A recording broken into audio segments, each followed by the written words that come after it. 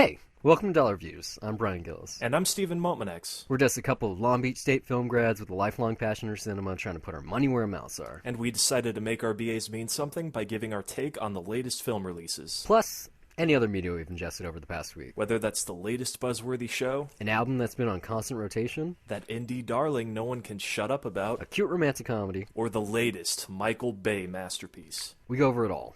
$1 at a time. Your next deal is going to make you the highest paid writer in Hollywood. Where do I sign? Are you not, or have you ever been a member of the Communist Party? Many questions can be answered yes or no only by a moron or a slave.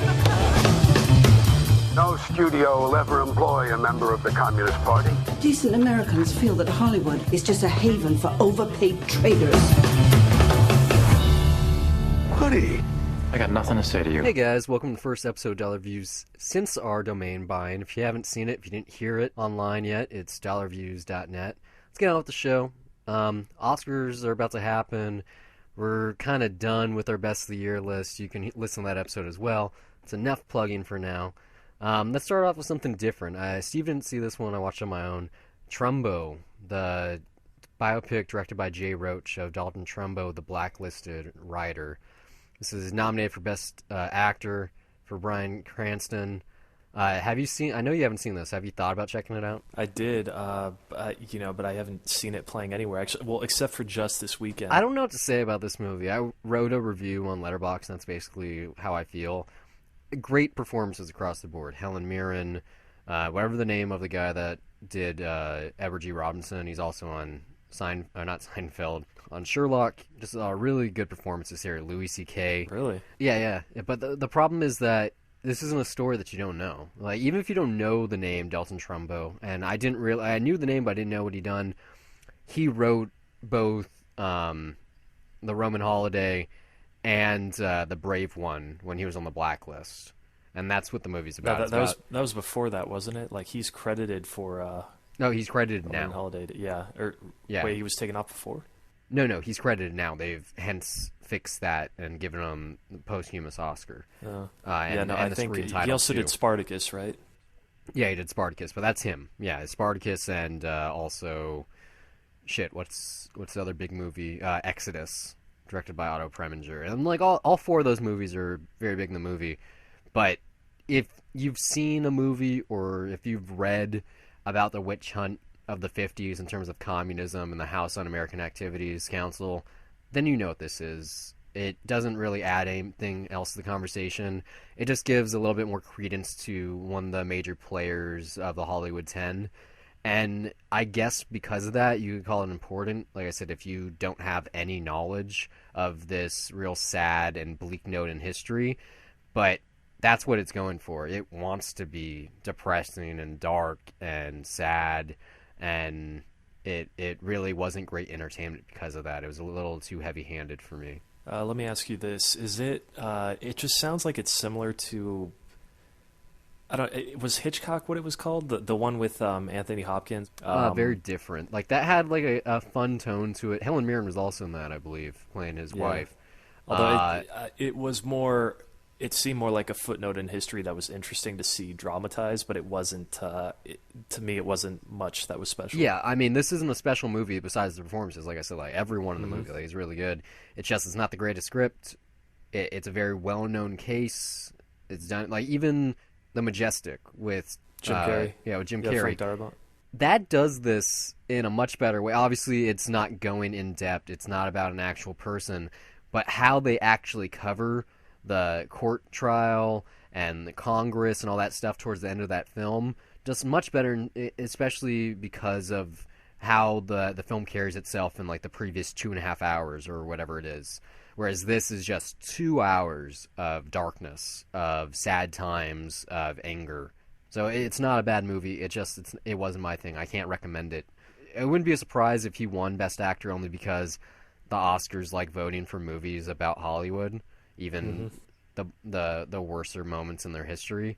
But the most interesting thing here is that it's directed by Jay Roach. He's most known for doing the Austin Powers trilogy, the first two Meet the Parents movies.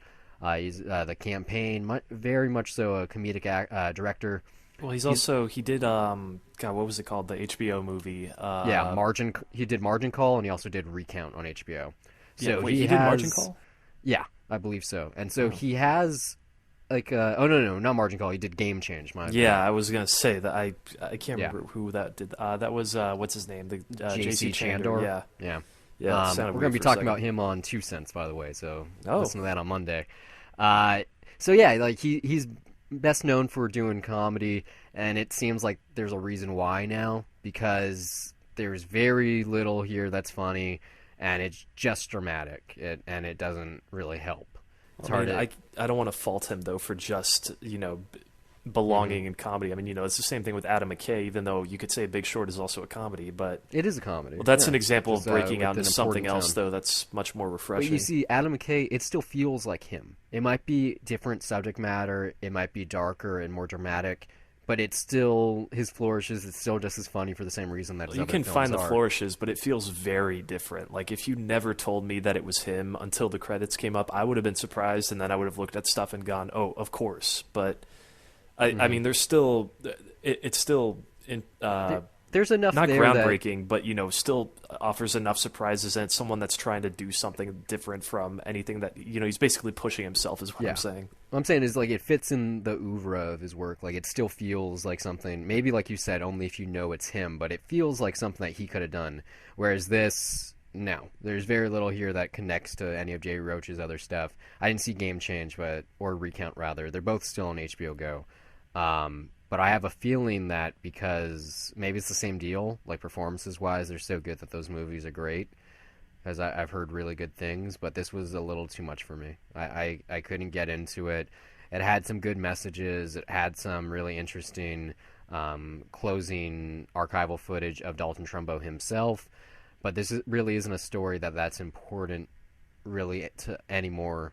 It's great when you make a biopic and it has some kind of relation to what's going on in the world today, and this really doesn't, especially because you can't even make a allegory for censorship, because it's beyond that. It's literally being blacklisted and no longer being a person anymore.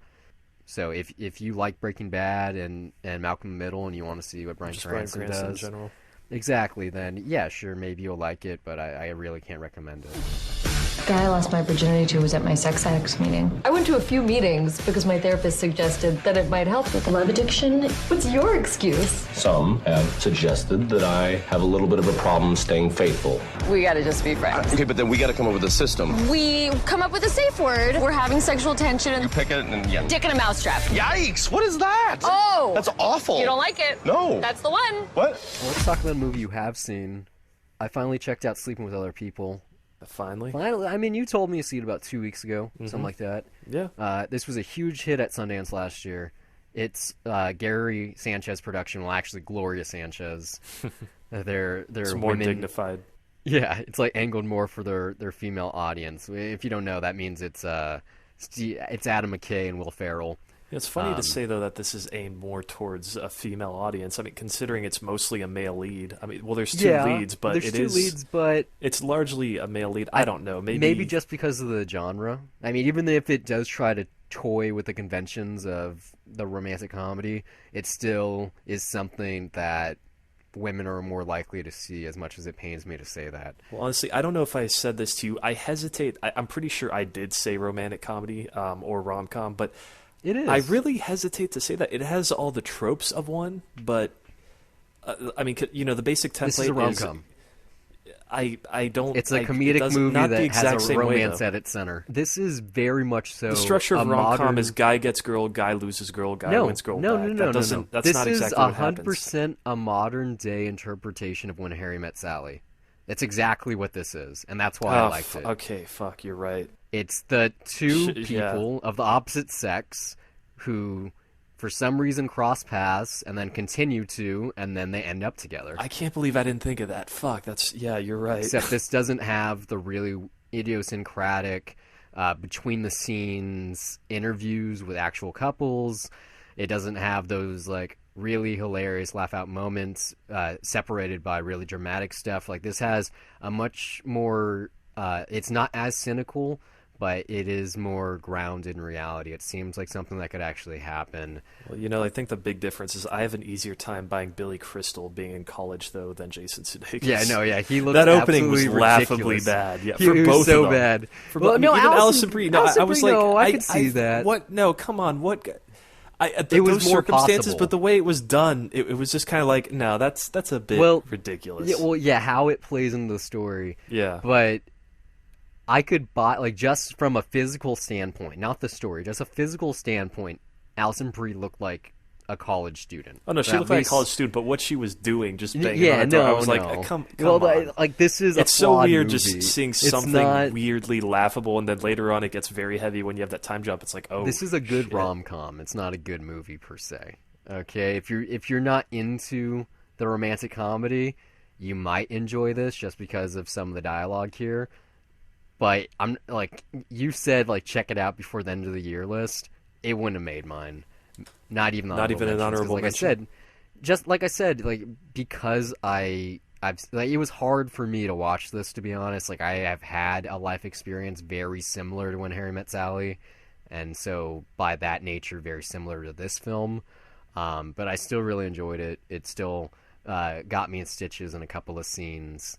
I really liked it. I think it is better than just the average rom-com. I found the style of it. Yeah, now that you say When Harry Met Sally, but it's different from that. I guess. Yeah. But I mean, what do you mean the average rom-com? It's not like we make them. Well, no, because the template Hollywood makes them constantly. The template is the same. It's always a relationship, and then something happens where it breaks up, and then they have to get back together. Like that is the template. That's guy what gets happens girl. here. Well, no, because it's not really a relationship. It's pretty much a friendship, and it's what not about even a two friends movies... with benefits friendship. It's just trying to keep things platonic the whole time. That's the movie I'm going to say, though. What about Friends with Benefits and No Strings Attached? Like, those were both friendships with a little something extra on the side that turned into a romance. I wouldn't call those rom-coms. I mean, those are 100% rom-coms. They have a male lead and a female lead. They both have friends. That's what's weird about this movie. Neither of them have friends in this movie. It's just them.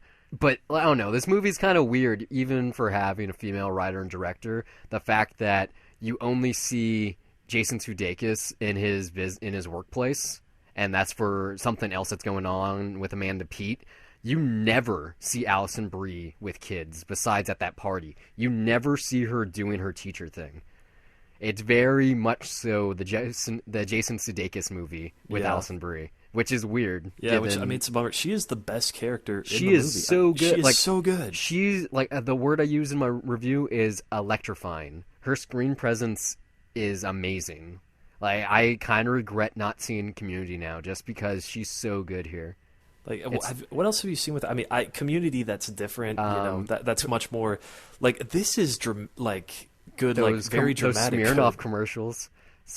Buying for party, having fun. I feel like, this is kind of just her going against her image. I mean, honestly, she's not wearing makeup in a few scenes. Like, I swear it's raw. No, she's definitely wearing makeup. It's Hollywood. No, there were moments where, I mean, I was just like, it definitely didn't look like it. Well, maybe she's wearing maybe less it's makeup. that good, yeah. Maybe she's going for the nude coloring, but no, it's a movie. But with the lights. I mean, in some of the rawest moments, I think that there wasn't any there. I could be wrong, but I honestly felt like that was an observation I made. I was just questioning whether or not that was there, because it did feel that raw at times for me. She's not in many things outside of Community. She's had TV gigs. She's on BoJack Horseman right now, it looks like. She's in a movie that's about to come out, How to Be Single, that has Dakota Johnson and... the Rebel Wilson. Rumor Willis. Yeah, Wilson. Thank you. Apparently she was in Get Hard. Did you just say Willis? Yeah, my bad. She's in Get Hard, playing Will Ferrell's wife. But she doesn't get many roles. Unikitty in Lego movies. Yeah, that's right. Her best one of late. Haven't seen Kings of Summer. She's not in many things, and maybe this could be a breakout, because like I said earlier, this was a huge hit at Sundance this past year. Mm-hmm. It sold out when it moved to Toronto. And I don't think many people saw it, but then again, Trainwreck was one of the big surprise hits this year, and I didn't hear anything about this one until you talked about it. Yeah, I thought this was way better than Trainwreck. Just different, but more refreshing. This Trainwreck, its whole angle was, this is the rom-com like you've never seen it. What if she was a slut alcoholic who had her life out of control, and then she met the man of her dreams? Oh, and LeBron James is in it too, and he's really funny. Plus John Cena. And then this is just... Exactly. Guy gets girl, guy loses girl, guy wins girl back. Well, Except it's more girl gets guy, girl loses guy. And that was its angle. It's like, this is different because it's from the female perspective, and it's written by a comedian. Mm-hmm. And even still, it wasn't really memorable. Like, I don't think I'll ever quote that movie besides the stuff that John Cena stuff. Yeah. Exactly. Like Mousetrap, you know, like this movie has its lines too, but it's not that memorable. And like I said, if you've seen When Harry Met Sally, you've seen it. I'd buy that for $1. This one in particular, just really fun. There aren't many like it, and there's some weird stuff in terms of subplots, but the stuff between Alison Brie and Jason Sudeikis, really, really good. Even though I don't like him in almost everything he's in because he's so over the top, I feel like if I was opposite of Alison Brie, that I would be talking that fast too. I wouldn't know how to shut up. Yeah, no, I mean, that's fair. I don't hate him. I don't think he's got a good, decent presence. I guess that's the best thing, but he's not the best thing on screen. He was wearing Air Jordans to the Golden Globes. Good for him. No, it's not good for him. He went to the Golden Globes with his girlfriend Olivia Wilde, and he was wearing Air Jordans. Good for him. With a tuxedo. Again, good for him. That's ridiculous. Even Kanye ridiculous. West wouldn't do that. If you're wearing a tuxedo, you wear dress shoes. Good for him. I don't. No, I don't care. I really don't care. I do. It's a red carpet. Well, Stop anyway. getting so angry, man. I don't get angry. I'm so just angry. I'm critical. There's so angry and critical, man. Calm down. I got no emotional investment in him or his career. Woosah. Was that Pillow Talk? Is that what you're doing? No. That's Bad Boys 2. I'm just checking. That was a good. I got to throw in a Michael Bay reference every once in a while. We have it in our intro. Not my intro. No, but yeah, you want to use that segue or not? No. Why? You have a better one? No. Yeah. So talking about Pillow Talk. This career girl had everything but love. This bachelor had nothing else but. They had absolutely nothing in common except a party line. Would you please get off this line? They believed passionately in the motto, hate thy neighbor. Look, I don't know what's bothering you, but don't take your bedroom problems out on me. Then he met the body that went with the voice he hated. What would you do? That's what he did. Pretend he was two other guys. And then the wooing got frantic. Excuse me. I better go to the powder room. God, if I'm just going to sound even more confused about trying to describe what a romantic comedy is. I think this is more of a screwball comedy, though. Yeah, I mean, it's the era. Is this like 58? 59, I think. Here's the thing. I saw this at one of those classic movie screenings. Which is weird because everyone in the crowd was 60. Yeah, most of them were. They made a big deal, in showing it that they were surprised by the turnout. There were about 90 people. That's good. Yeah, so I mean, no, that is good. Like, the owner was very, very happy about that because he was talking about how this is one of his favorite movies, and he expected nobody to show up because it's not, it's something like. Yeah, but I mean, usually on the program, it's stuff that you expect, like Back to the Future, The Godfather, all the shit that is obviously on the AFI top 10 and stuff like that. So I never heard of this movie until a couple days ago when I saw it was on the program, and I was like, oh, classic movie I haven't seen, may as well go see it on the big screen. And seeing that it was Rock Hudson and Doris Day, I figured, okay, it's probably some 50 romance movies that I might get into that if it's good. And everyone going in, there was a bunch of older women going oh, yeah, I probably saw it. It's so good, it's so sweet, and they were arguing over weird things like, oh, it's a musical, and I'm like, well, no, it isn't. Well, there's a song. It's kind of music. Doris Day does 2 songs. Yeah, but it's not a musical. No, I mean they were having weird arguments that was setting my expectations on there. So that's kind of what I was expecting because it seemed like that's what everyone. That's how they were talking about it. And it's just really weird. I mean, it's basically what this is. I haven't even said the premise. If you don't know it, it's 2 people sharing a phone line. And they accidentally calling each other first. Yeah, and basically basically what happens is Doris Day, she's the modern woman. She likes to work. She doesn't need no man to help her. And Rock Hudson is the playboy. So when he sees her in real life, knowing that they share the number, he does a fake Texas Southern accent and decides to hit that. Okay, so what you can actually say is much in the same way that Sleeping with Other People is a remake of When Harry Met Sally in a different way. This is a redoing of The Shop Around the Corner, which was famously remade as You've Got Mail. I was thinking of that, but the difference is Shop Around the... No. Shop Around the Corner, it's at text-based. No, but Shop Around the Corner, there was more happening there, there were, and they actually didn't know each other. This is one person literally manipulating things to go his way. And when's the last time you saw Shop Around the Corner? That's exactly what happened. It's the same thing as You've Got Mail. In both those movies, Jimmy Stewart / Tom Hanks, and in this one, Rock Hudson, they start this communication with whatever girl, and all three of the men figure out who they're having the mysterious discourse with, and then they start playing with them and Machiavellianists to make them fall for them despite any kind of reasons they have, whether that be working under them at a shop, not agreeing with their politics, or trying to put their business out of business. It's the same movie, it's just this one's very almost 60s. Right. Yeah, well, I've not seen it in a long time, so that's totally my fault. And you've never seen You've Got Mail either, so... No, I haven't. It's going to be a Dead to Cinema episode, by the way, eventually. Okay, but this movie's weird. Like, I agree with that. And even walking out, people were like, "Oh, it's so sweet. They just don't have sweet couples like they used to. What is it, that Jennifer Lawrence that they have now? No, she's not as good. She's no Doris Day. Shit like that." Well, no Doris Day. Agree.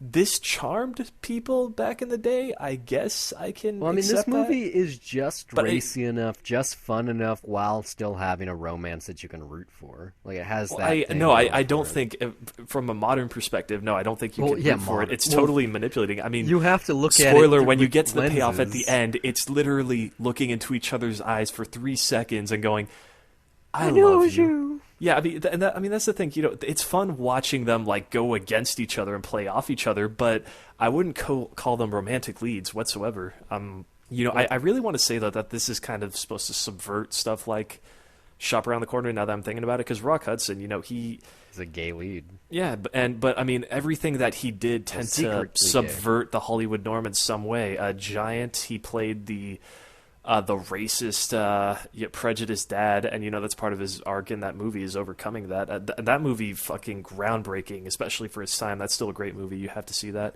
Yeah. All That Heaven Allows. A movie that it was basically. Yeah, I mean, the thesis of that is it's just it's a relationship that goes against what society norms were at that point. Yeah, I know you haven't seen a young man it, and an older woman. Yeah, I know you haven't seen it. I was critical of your review for Carol a couple of weeks back, but Todd Haynes, his most recent movie, was All That Heaven Allows, which was kind of like a retelling of that film in a accordance also with Ali Fiore's Soul. Wait, with so the Wim Wenders movie. Todd Haynes is All That Heaven Allows? Or not All That Heaven Allows. Yeah, you confused me there. Oh, what's the name? It's like A Far From Heaven. There you go. And so it's like the same story of All That Heaven Allows, except that the older man is black. It's like it's a melding of that film and, like I said, the Ali Fiore's Soul, which is the interracial romance in Germany. But it's definitely but it's more tongue in cheek and trying to talk about like Hollywood's golden age and the nuclear family and tearing that apart while looking like a 50s movie. This is not really commenting on anything. I want to say if it's subverting the romantic comedy norms, then it's doing that fine. But it's I don't know. It's weird. This is really weird and quirky. Yeah. I mean, it's a turn of the 60s. Where did you see this? Like, as I saw in your letterbox, did you see it in a class or something? No. I saw it on TCM. It was probably 2010, I believe. I was going to say, I figured if you had some sort of historical input on this one, you would know it. But no. You know what? The positives of this movie, though, I like the use of split screen. On the phone calls. Yeah, I mean, and they find some creative ways of using it to a few nice suggestive shots, especially in the bathtub with both the feet pressed against each other.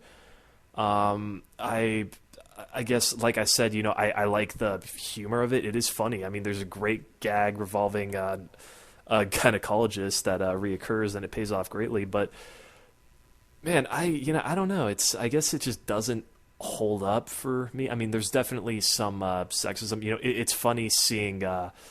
There's bits where you just focus on their faces and you hear their inner thoughts, and you have Doris Day going, "Oh my God, I'm so lucky I ended up with such a gentleman," and then.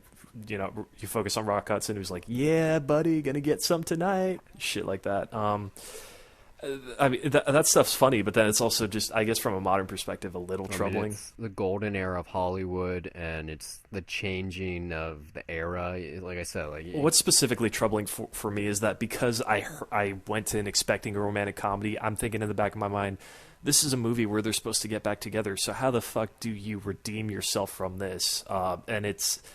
Yeah, no, literally, the payoff for this movie, sorry to spoil it, it's just after an argument, they look into each other for 3 seconds, and it's like, you do love me.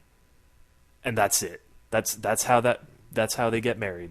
All that shit. I mean, the way I watch a romantic comedy is kind of in the same way. I don't try... There is that expectation, they have to get back together. You got to earn it. Here, no way is it earned. But I don't let that try to stop me from enjoying it unless there really isn't any enjoyment to be had. And we just talked about Trainwreck, but especially the with redemption at the end of that movie, that over the top display of expression of love is just like. What? It goes against the character, and there's no way someone becomes that round of a character so fast. Well, another thing just about Trainwreck, what was nice, why you want to see them get back together in the end, is because they have good chemistry.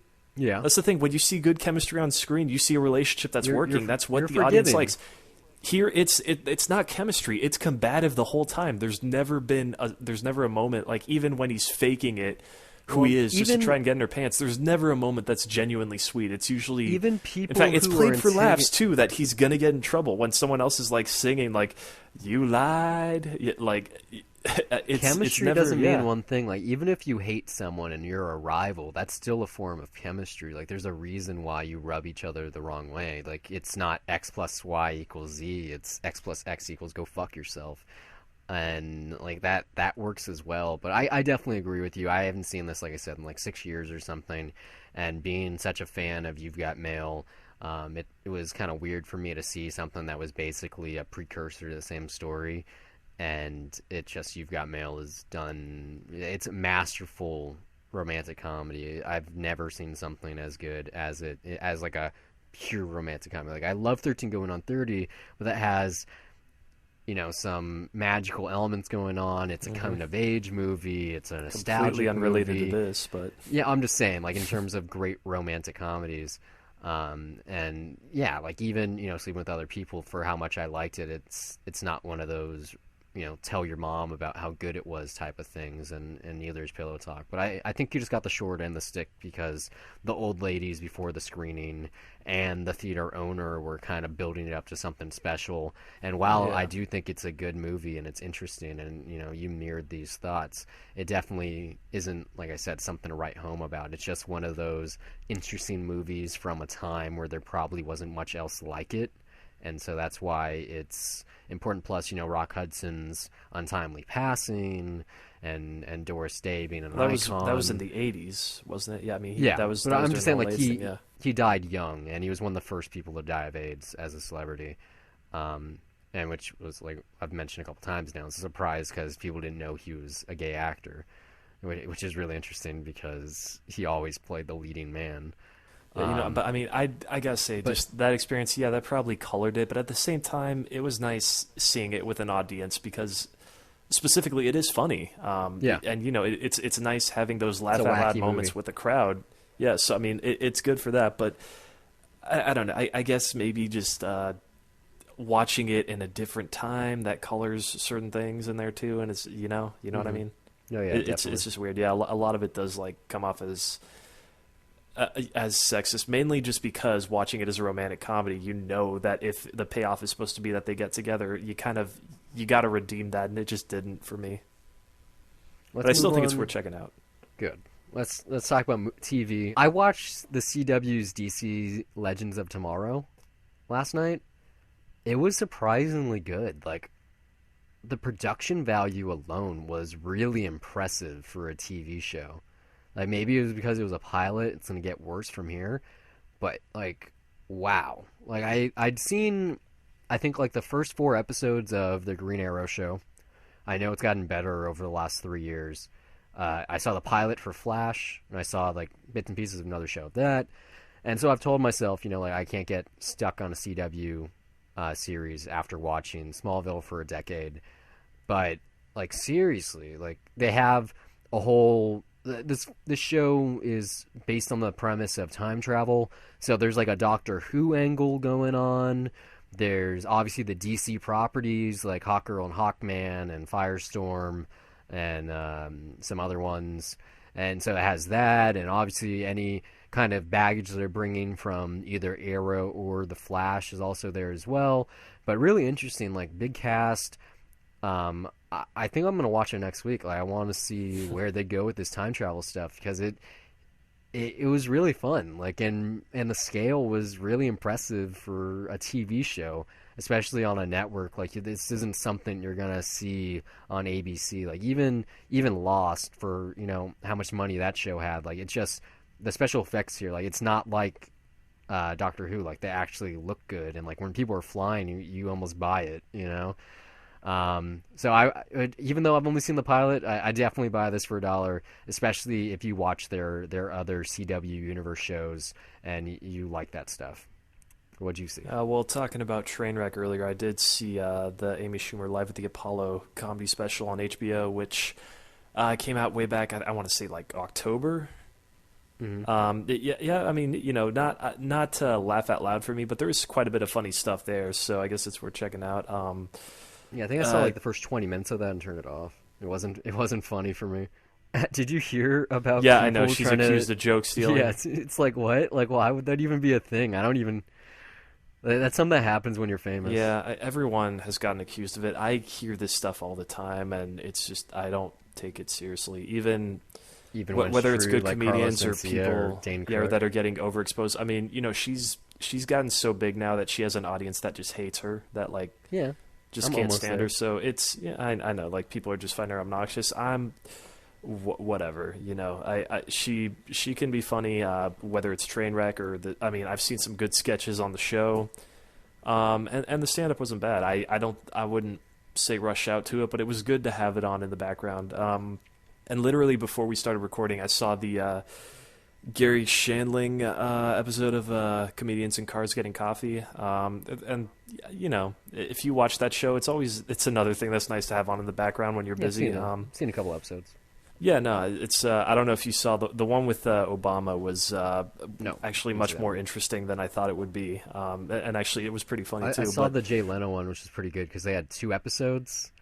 Because since Jay Leno, you know, is a car collector, like, the first episode alone was just about cars, and the second one was the conversation. It was interesting. Yeah, no, I mean, this one, you know, there was a joke that I liked where, you know, Gary Shandling said that, you know, that fucking Jeff, I almost forgot his name. God, I'm so tired. I think you did forget his name.